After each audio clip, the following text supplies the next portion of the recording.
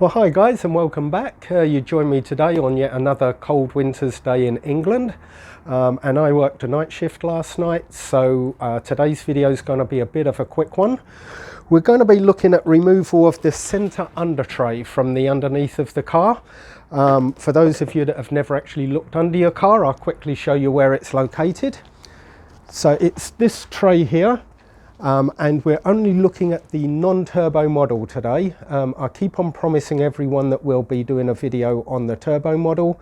I'm afraid I've just not got round to it at this point, but I promise you this year I will be doing the under tray on the turbo model.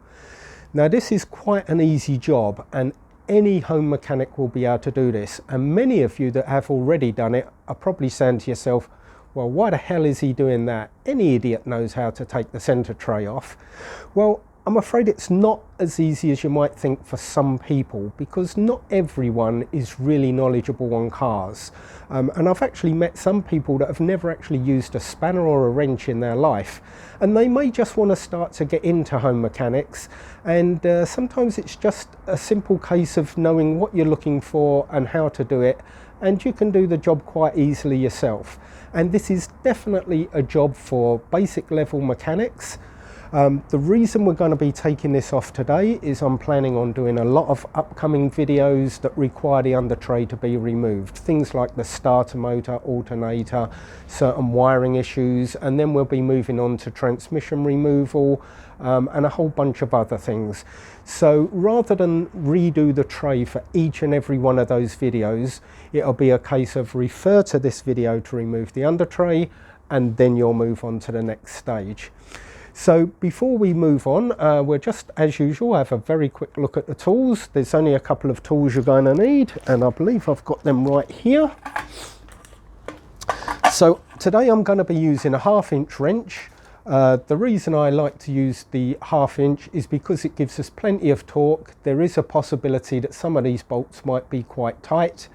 All you've got to remove is 5 8mm bolts with 12mm heads, and 8 6mm bolts with 10mm heads. So for that, 1/2-inch wrench, 12mm socket piece.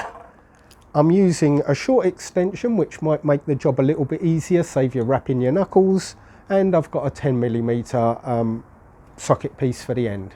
So it's as easy as that. Let's get on with the job.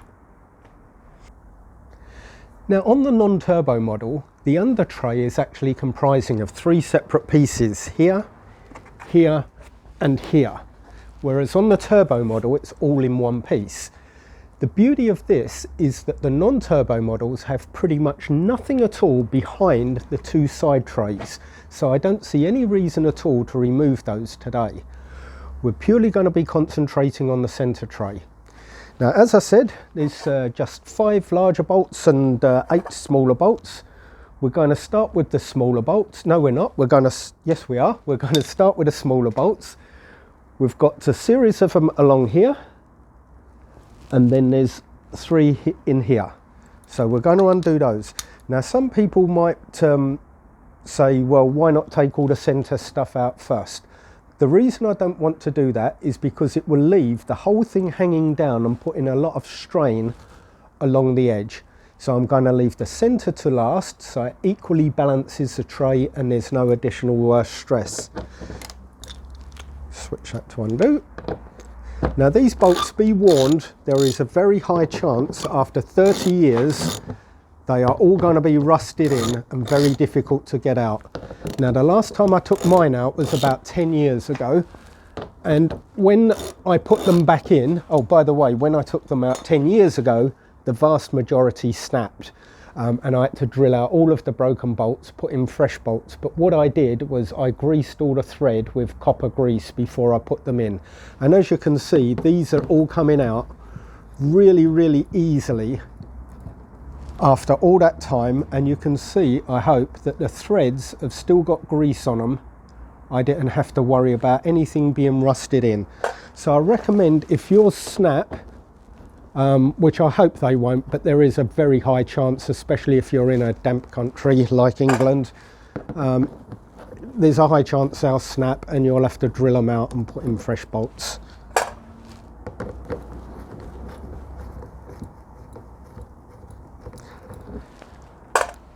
Now while I take these out, I'll point out something to you that's probably quite rare. Certainly the last 20-25 cars I've seen, this piece here, this hatch, is actually missing on nearly all of the cars. Now whether that's because the bolts have worked loose and they've dropped off, or you've taken it for a service or repair job, this is actually a jacking point, a recommended jacking point. And I know for a fact most dealers take those off and they can't be bothered to put them back on for the sake of, well, it's not even for the sake of 2 bolts, because the 2 bolts are required to hold this tray in, and yet for some reason they never put the damn things back on. They are now discontinued, but if you look on my forum, if you're a member, I do, or normally do, have some in stock. I've just sold out, but I'll be getting some more in a month or 2. There's no real requirement for it to be on there, it just helps to keep things tidy and original. If you're like me, I like all my car to be original. So that's the 8 smaller bolts. Now we'll switch over to the 12mm. And we've got 5 of these. We're going to start with the 3 that are along the back edge. So we've got 1 here, 1 here, and 1 here. And again, these were all greased before I put them back in, so they're all nice and easy to remove. It's nothing worse than that feeling when you start undoing a bolt and you reach that certain point and you think, is it just going to go that last little bit, and then bing, it snaps. Because then you know it's a dreaded job of getting the drill out and spending half a day drilling all the old bolts out and then trying to get hold of new ones. So that's that. So all we're left with are these 2 here. Now the good thing is, once these are undone, the 2 side trays are going to hold it temporarily for us while we get these last bits off.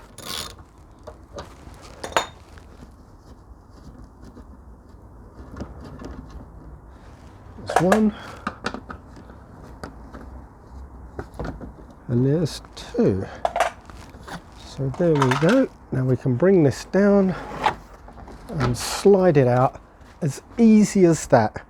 That's a nice simple job for DIY people at home, and I've really been pleased. There's so many young guys now buying these cars. They remembered when their father or grandfather had one, and it's been their dream car. They're starting to buy them up now, and fortunately it's a great bunch of young lads that are coming along that really want to take care of these cars and see them into the future. I hope you're one of those guys too. So Undertray is off. As I say, it was a nice simple job, and we're going to leave it at that. There's not really much else to say about it. From this point now, we're going to use this this marker point to start to do some of the other videos underneath while we can. So for today, that's it from me. I hope you've enjoyed this video along with all of the others we've got online. If you do like it and you want updates for future videos, just click on the bell on the YouTube channel and you'll get automatic updates. There's also a forum that runs in conjunction with this channel where you can pass messages back and forth to me or to other members on the forum.